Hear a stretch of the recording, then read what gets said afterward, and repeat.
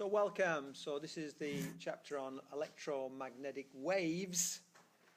And we've just finished doing AC theory. And in AC theory, we were basically using a magnetic device, which is the inductor, and we're using electrostatic device, which is the capacitor, and they talk to each other and everything like that. And we certainly learned by now that we can induce a magnetic field by a flowing current, and when we get a changing magnetic field, we can induce an EMF. So we get these crosstalk between the two. And what basically happened is people started saying, and it was basically, I think, Hertz. Hertz did experiments where he found that he could transfer energy across a room by basically having some kind of wireless contact between the two. He had basically an antenna. It was a semicircle, and when he basically energized that semicircle, so a spark jumped across the gap. If he placed another similar antenna not too far away, then he could see a spark going across the gap in that little thing as well. So the energy must have come from somewhere, came through space. We now know it's EM, electromagnetism, that sends it across. We know more than that. We know that electromagnetism that he was dealing with was probably like radio, and that's in principle the same as light, which is in principle the same as microwave, which is the same as X-rays, which is the same as gamma rays, which is the same as infrared. Whole vast array of electromagnetic waves. It wasn't an easy experiment for him to do. He actually had to use, he had to stay in the room for a long time to let his eyes get accustomed to the darkness. And he had to use a magnifying device so he could actually see the gap, see the spark in the gap, because the gap was so small, because the spark was so weak. You know, this was a non-amplified pickup system. It was amazing that he actually caught it. But he did, and they just progressed further and further and further. They made better antennas, etc., etc. And so beginnings of basically radio, sending dashes and dots through the ether until you can get, so you send AM amplitude modulated signals through the ether, and then now we have FM and digital and the like. So it's a real amazing thing, and you know, it's always dangerous to try and classify centuries in a certain way, you know. But when I think back about the 1800s to the 1900s, I think about steam engines and mechanical things and these very amazing, from a physics point of view, these very amazing experiments where they're making incredibly clever machines and doing very precise measurements using them. And Cavendish was about that time, you know, measuring big G by using masses in a room, no electronics. And then I'd say the 20th century, it's electronics, it's radio, it's signals, it's electricity, it's that kind of thing. But not just power, but also it's signal processing and the like, you know. And who knows what the 21st century will bring. So if we look at this, what we see is that we just remind ourselves of Maxwell's 4 equations of motion. So we had basically good old Gauss's law, and then we have the magnetic equivalent of Gauss's law. And then we had, basically, this was what, Ampere's law? And then we had, I'm sorry, Ampere's law? Which way around am I? E is equal to minus, Faraday's law. E is equal to minus d phi by dt. And then we have a modified version of Faraday's law, and then we have this last thing here. We did a lot with this. This is a bit trivial. We did a bit of this, but it was a simplified form. We didn't do much with this. But know that they're there.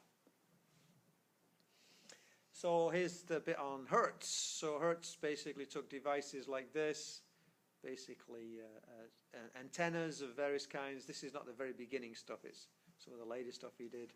Hertz used LC circuit as a transmitter, natural frequency for an LC circuit, and another LC circuit as a receiver. He was able to show that the energy moved from the transmitter to the receiver in EM waves. And here's the schematic of the fundamental thing he did, which was basically he somehow got a spark to jump across that guy, and he saw a spark in that guy, and he said, where did this energy come from? And actually they did reflection. They had it, they on their later experiments, they actually took the emitter and sent the wave into a piece of steel, a piece of metal, and it reflected back, and they could get the receiver and get the maximum signal from the receiver. So, you know, kind of really clever stuff. And then we're just basically going to talk about the speed of light. What we find is that if we take this basically Faraday's modified law, but E dot ds is equal to minus phi b by dt. Remember what we said? We said EMF is equal to minus d phi by dt. So we've got modified that, and then we say that the fourth law, B dot ds is equal to mu naught I times epsilon naught mu naught d phi e by dt. And again, we didn't derive either one of those particularly, and we're going to shove them together, and we get a wave equation. d2e by dx squared is equal to mu e epsilon e mu naught epsilon naught d2e by dt squared. And we also can get d2b by dx squared is equal to mu naught epsilon naught d2b by dt squared.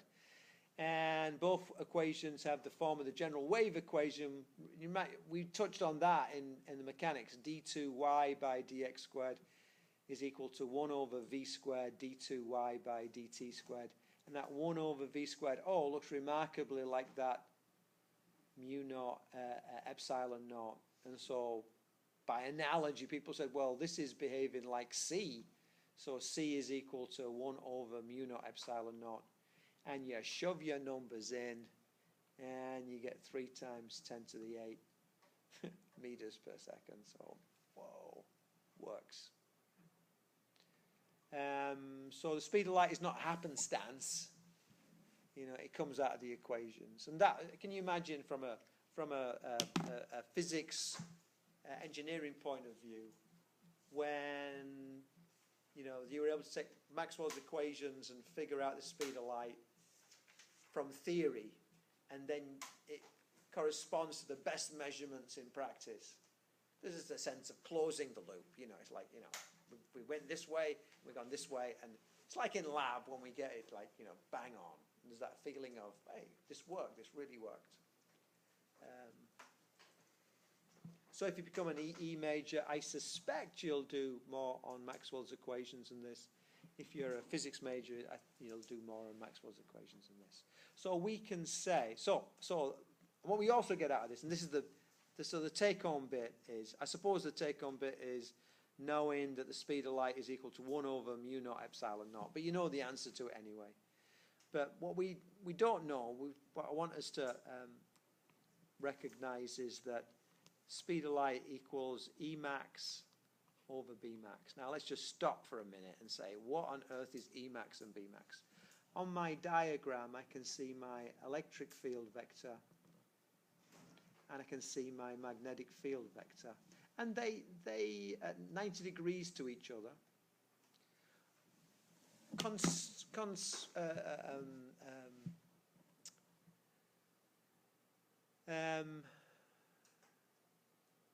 Conceptually, we kind of think of the change in E as inducing the B, and the change in B as inducing the E. So it's this weird situation where, you know, which comes first, the chicken or the egg? You know, does it matter? Which one's causing which? Does it matter? What's really weird, though, is that they are consistent unto themselves. So I don't need anything there to begin with. And that's just every other wave we've dealt with, and every other wave we'll deal with, every other wave we've dealt with needed a medium. You can't have a wave on a string without the string. You can't have sound without the air. You need something to carry the energy. The mechanical energy goes through something. This is going through a vacuum. As far as we can tell, there's nothing worth speaking of inside a vacuum. And yet it can travel for millions of light years through this vacuum, through empty space. It can spend millions of years existing and traveling through empty space, and there's nothing there before it, there's nothing there after it. It doesn't lose any of itself just by traveling. Doesn't diminish, it just travels. And that's just very uncomfortable. It's not the way we experience the universe. But it is. That's the way the theory says it is. One can induce the other. So as soon as you get it started, you're on. And until you absorb it, it's going to be there because it's energy. So it's this little package of energy, and it manifests itself as a ripple in an electric field and a ripple in a magnetic field. And they create each other, and they're consistent with each other. And it can come towards you, it can go away from you, and if you don't get in the way of it, you look at that bit of space, it's nothing's there, and it comes through. Oh, there's a photon there. It goes, nothing's there. Starlight. Pardon? Starlight. Yeah. So I don't know if that makes you feel a bit uncomfortable. It makes me feel a bit uncomfortable, but it's just the way it is. So, okay. You can understand why when they decided that EM waves, that light, for example, was an EM wave, they spent a lot of time looking for the medium.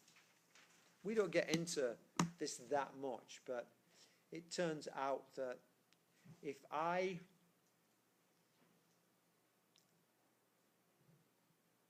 am in a canoe and it's on a pond, supposing I can't see anything about from me, the canoe, and the water, I could drop pebbles into the water and I could look at how the ripples behave. And if the ripples just form concentric rings as I add more and more pebbles and they form concentric rings, I can say, I'm not moving relative to this water. Because the wave speed in that direction is the same as the wave speed in that direction, the speed of the wave, and I am dropping my pebble at the same point in space. So if I look from my canoe and I see concentric ring, concentric ring, concentric ring, concentric ring for all those ripples that I drop pebble by pebble by pebble, I know I'm not moving relative to the water. Maybe the whole water's moving, but I'm not moving relative to the water. But if I look down from my canoe and I see a concentric ring, and then I see another concentric ring, and then I see another concentric ring, and I see another concentric ring, and I know I'm moving relative to the water. I know my canoe is cutting through the water because the rings are not concentric. There's one overlapping maybe or one behind the other. Man, that's in a way amazing. So if I was to get a device and I was to send, I can't drop pebbles into the universe, but if I was to take a device and I was to send my wave, which is now light, out and reflect it back, then I could be by chance at 90 degrees to the motion of the me through the ether, and I'll get the normal speed of light. But here I could be going against it and with it, and I get different answers. So I might be able to detect my motion through the ether by doing measurements like that.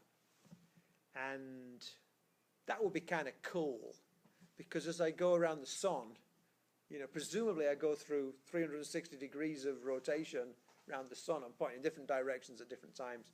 So I could see what the Earth's motion is relative to the ether.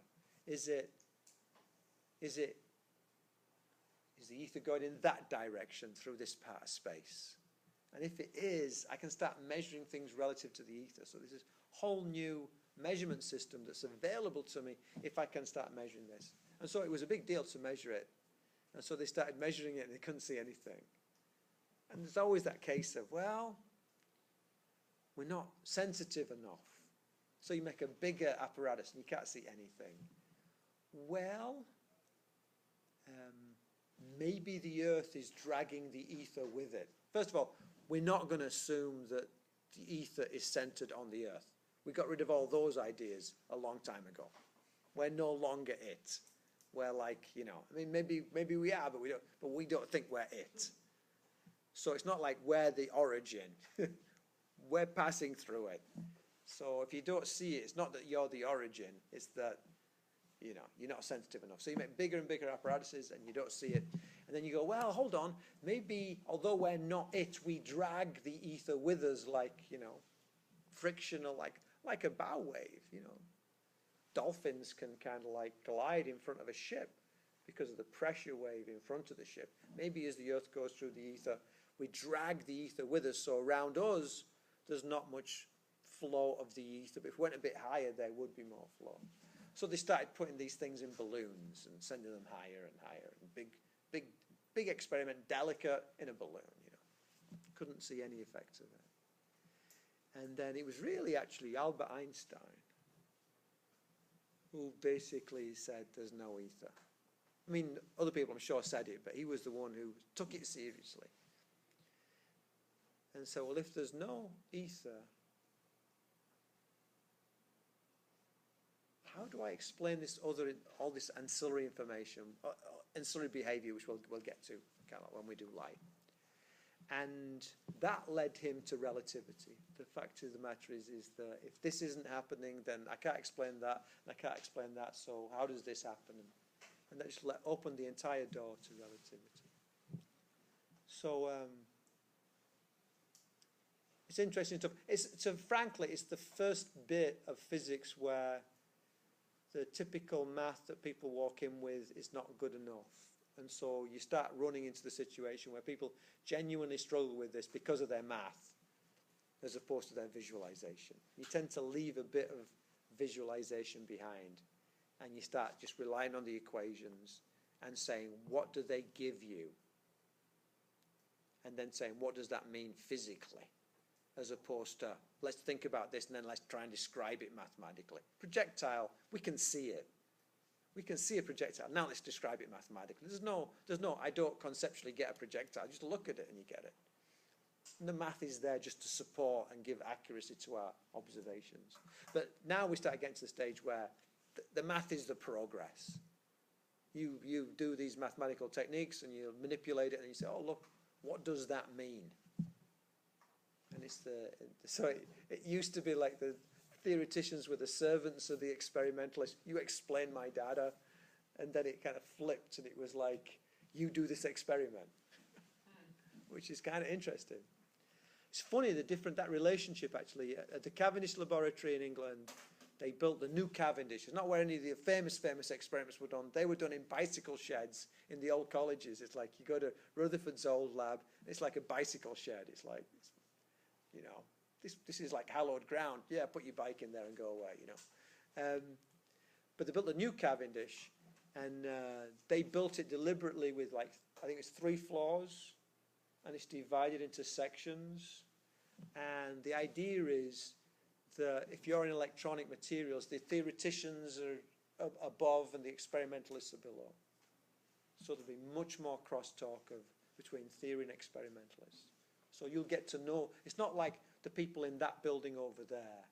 It's like they're intimately connected with the experimentalists, and the theoreticians will constantly be talking to the experimentalists. Because it's an interesting, it's an interesting place to it. It's an interesting pattern to it. So what I need you to know is, this just, and how do we remember it? I can't visualize it very well. I can't just say it's obvious that it's this way around. So you just got to, there's a photon, and the electric field is above the, I don't know, B is at the bottom, you know, I don't know. Consider an electromagnetic wave if the maximum, and then, so what is E max and B max? E max is that value there, and B max is that value there. Yeah, so it's just maximum value of the electric field vector and the maximum value of the magnetic field vector. Consider the electromagnetic wave if the maximum component of magnetic field, so B max, is equal to 2 millitesla, which equals 2 times 10 to the minus 3 Tesla. What is the E max? And what we say is, well, C is equal to E max over B max. And of course, C equals 3 times 10 to the 8. I do expect you to know that. It's kind of like, it's like, you know, E equals mc squared. Everybody knows that.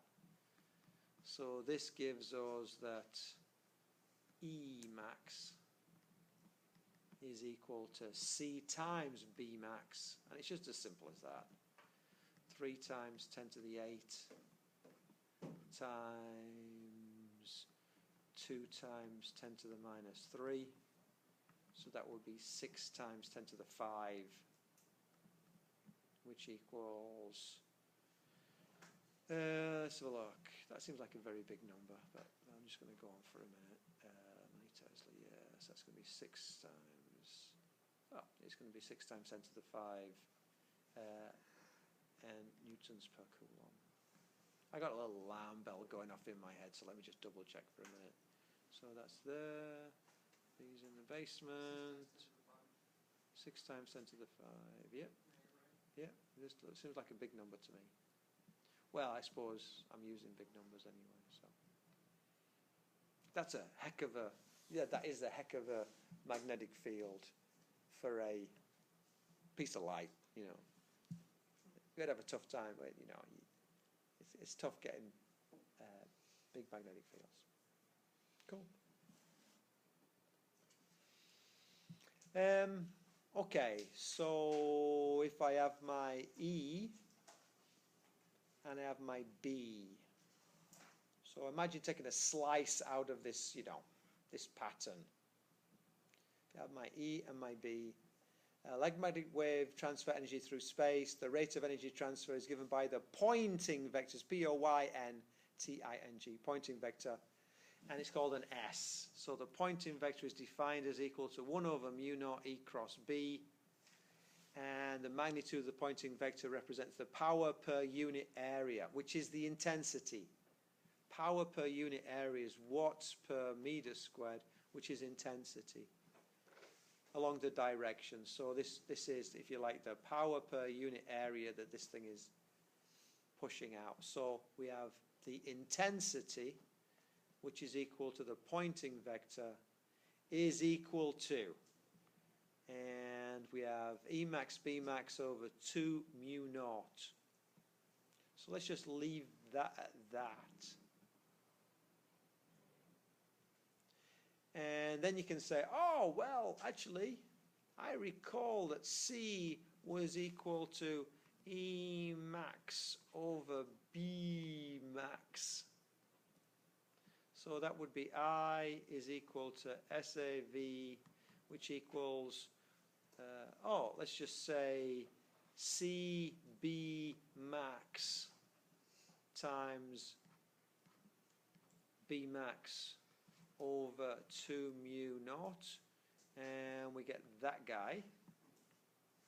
And if I want to rearrange it the other way, I would get S is equal to SAV, and I would say, oh, let's substitute in for B max this time, so that would be E max squared over C times 2 mu naught, which is that guy.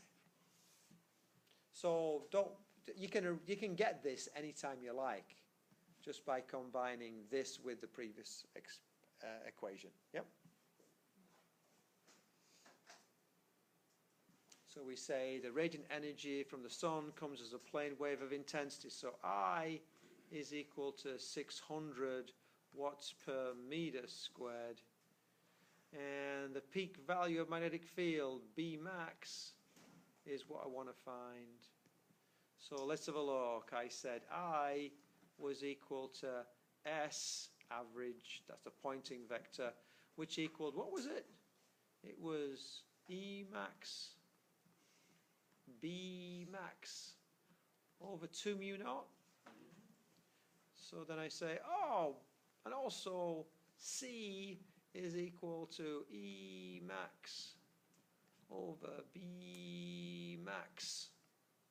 So I say, well, what do I want? I want B max, so get rid of that E max.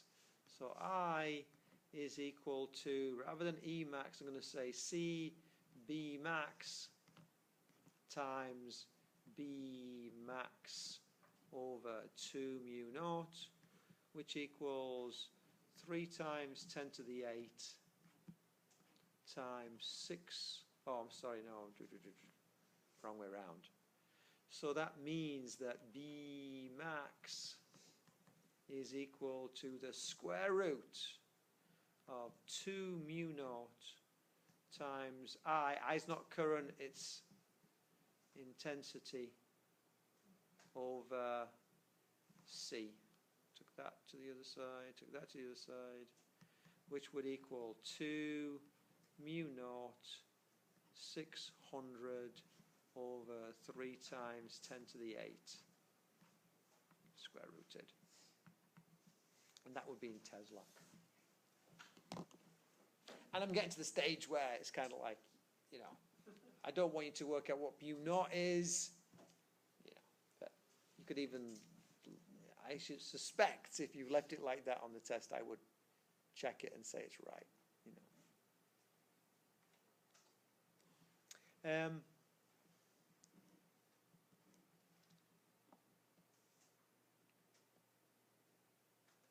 And in the day, we'd do this next bit. But I think you don't have an equation sheet, so I think that's enough. Know that guy and know that guy. And that's enough. This third thing I'll tell you about, but you don't have to recall it. You don't have to recall it from memory, okay? And what's going on with this third thing is, if you look back at the old test, there may be questions with this third bit in there. And that's because it was, when I had the equation sheets, it was fair game. So if you see, I don't have time to go back and just like, I'd probably get it all wrong. So I'll just leave the old tests up, but just recognize that back in the day, there was an equation sheet, you know. So, EM waves transport momentum. It's a weird thing. It's like we think of a photon as not having mass, but it does have momentum.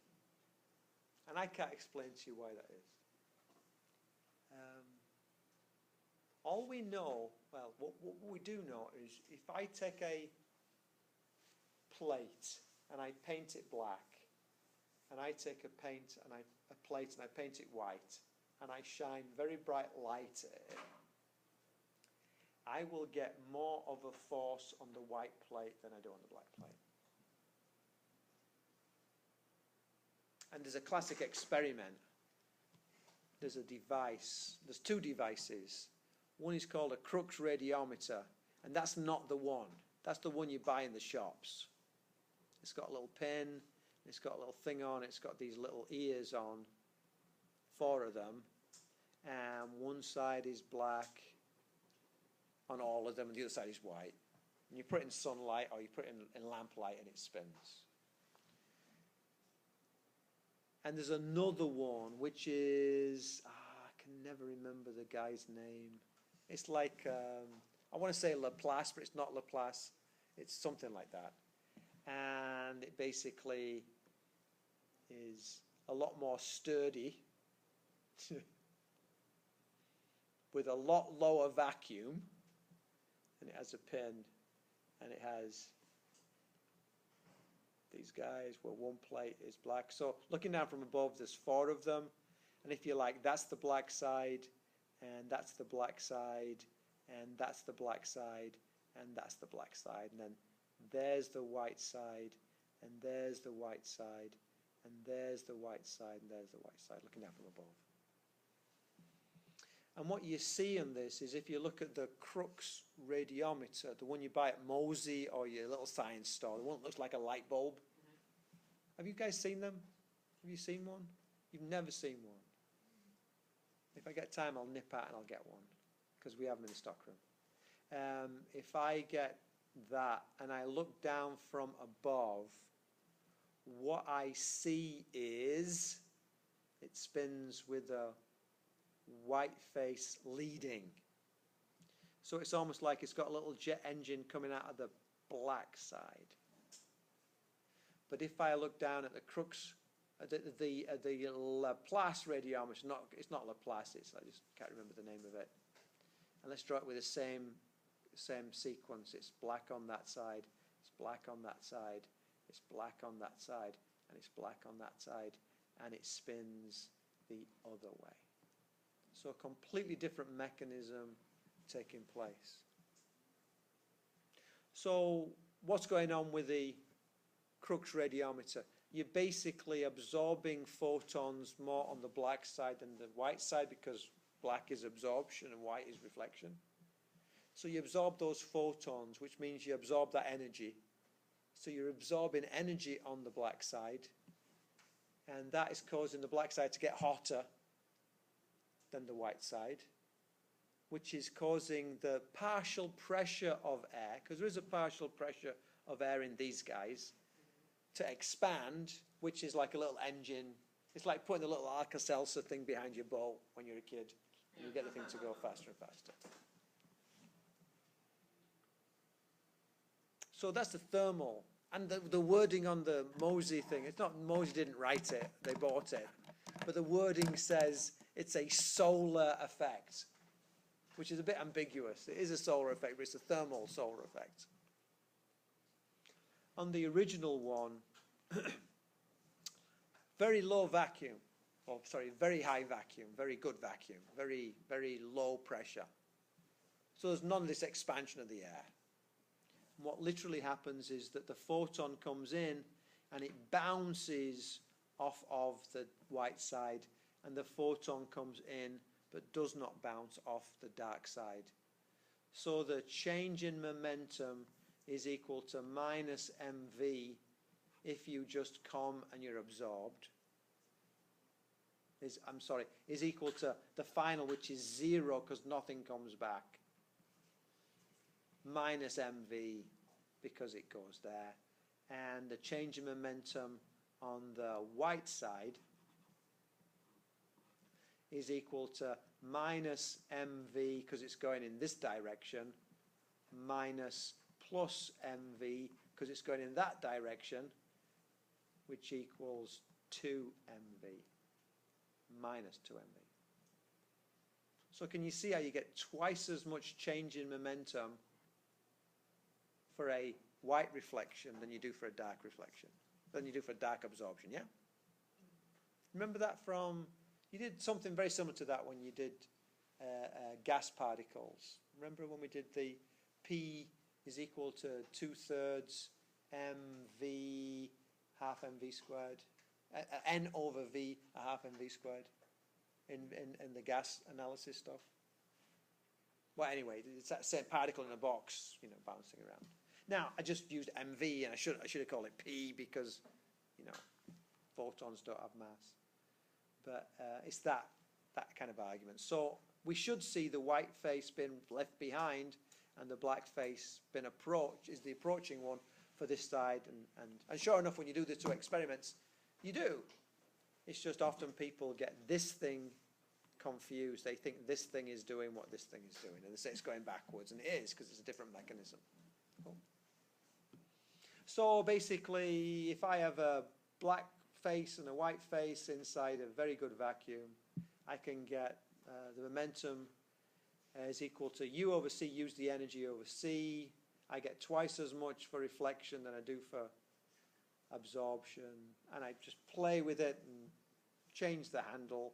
P is equal to the force per unit area, that's pressure, is equal to force per unit area, which is 1 over the area times dp by dt, where that's momentum.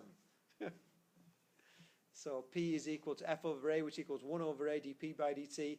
And my P is equal to, my momentum is U over C. So I get du over C by dt, which equals du by dt. I put my C at the bottom because it's a constant.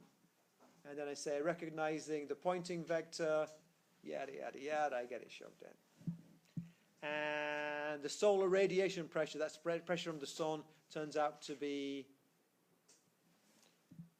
5 micronewton per coulomb, per meter squared, sorry. Which is there, it's not nothing. And so there's a famous case where on the Mariner, the Mariner one went to Mars. And we don't have enough fuel to get it to Mars by itself. So what we do is we leave Earth's orbit and we fall towards the sun. And we get it to whip around either Venus or Mercury. And it's like a baseball bat hitting a ball. The very heavy planet collides with the probe. The very heavy planet slows down a little bit. And the probe speeds up tremendously. Just like a baseball bat slows down a little bit when you hit the ball, but the ball speeds up tremendously. So we're using that collision technology. So we leave the Earth's gravitational field, we fall, we whip around something like a Mercury, then we come flying up, and that's how we get to the rest of the solar system. And when they were first doing this, they had hardly enough fuel to get out of the Earth's atmosphere, the Earth's gravitational pull. So, and they were doing it on computers that were far less than my calculator, you know. So this was like tough stuff, and they needed to make adjustments. And rather than using fuel, they basically had this really clever idea about if they turned one solar panel like into a shallower angle, less sunlight would hit it and more would hit the other side, and so they could get basically an adjustment. So they used the solar panels and the solar wind, the solar pressure, not the solar wind, that's charged particles. They used the solar radiation pressure to cause this effect, which was like amazing, really. And it worked. And like, you know, all the physics people in the world were going, wow, it really worked, you know, it's cool. Very cool. There's that. And you don't need to know the equation, don't worry about that. This is part of a massive family of radiation. All the way from long-wave radio, all the way down to gamma rays. So, you know, I used to associate gamma radiation with radioactivity, and it is, but it's the light, it's the photon of energy that's given off. If you like, it's the glow. X-rays, that's light. It's just of a different frequency, a different wavelength, has different penetrating powers. And then we got ultraviolet, invisible, causes skin damage. UV's bad for us, causes ionizing radiation, causes skin damage. And then the little visible bit, and then we have all the heating stuff, invisible. It's redder, I think of it as redder than the reddest red that I can see, red light. And then we go microwaves, TV, and all that. That's all radio stuff. So big, huge swath of radio stuff, some infrared stuff, a little bit of visible, some ultraviolet, some little bit of X-rays, and frankly, they've got vague limits because this vagueness. You talk about edges of colours. I mean, there's no sharp edge to green. It kind of merges into the next colour. So. It does seem, from a part of me is from the physics point of view, I want very straight lines. There's the end of your microwaves, and there's the beginning of your radio waves. And well, isn't it based upon the oscillation? It is, but society can't decide exactly where to put those lines. I mean, there's not really a difference between one and the other, you know. So it's gradations of things. We as a species, so our sun, you know, I mean, basically, all of this is available. We as a species could have developed eyes that do any of this, and we picked eyes that pick the visible. And the reason why we did that is because our sun is emitting light of that colour because of its temperature, because of its size. It's complete happenstance. If we'd had a bigger star, it would have been bluer. We might have developed eyes which would have seen more into the ultraviolet. If we had a weaker star, it would have been redder. We might have done eyes that were more into the infrared. We throw away capabilities. If we used infrared eyes, then I could look at you and see when you're really sweating in a test. I could say, oh man, he's really sweating because I can see his temperature going up, which would be useful. On a cold night, I could follow somebody by just the thermal heat of their footprints. At night, it would be easy to go hunting because you could just look at, oh, there's a deer over there because it's glowing in the dark background. So the unfortunate thing is other things can see us glowing. And so I think evolutionary, our branch of the evolutionary tree were the ones who said, let's stay indoors at night. Let's go out during the daytime. Let's make our eyes better for the daytime. And let's give up on the night. We'll just put a rock against the door and we'll call it a day. We'll only come out once a day. We'll sleep. We'll get rid of all that crud that's developing in our brains. We'll sleep and get rid of all that stuff. And I think we made a wise decision, but not every animal made that decision. Bumblebees, when they look at a plant's petals, they don't see what we see. They see all these like arrows pointing to where the stamen is. It's like, come here, into here, this is where you need to be. It's like big signage. And we see a buttercup and they see like this, these road signs. There is a shrimp. So we basically have color receptors, yeah? We have monochrome and then color receptors. And there's a shrimp. We have, I think it's 3 types of color receptors, and we go from there. There's a shrimp, and it has something like 12 or 15 different color receptors. So it sees, and they were saying it's not that it sees colors stronger, it sees colors we can't even imagine. It's like this, imagine like the freakiest kind of like video you've ever seen. They see far more, and they're a shrimp. I mean, why on earth would they want to do that? They must have some new. It's amazing. So it's in a way it's a lot more interesting than we give it credit for. So that's where we're going to go. We're going to talk about light next. So let's just stop here.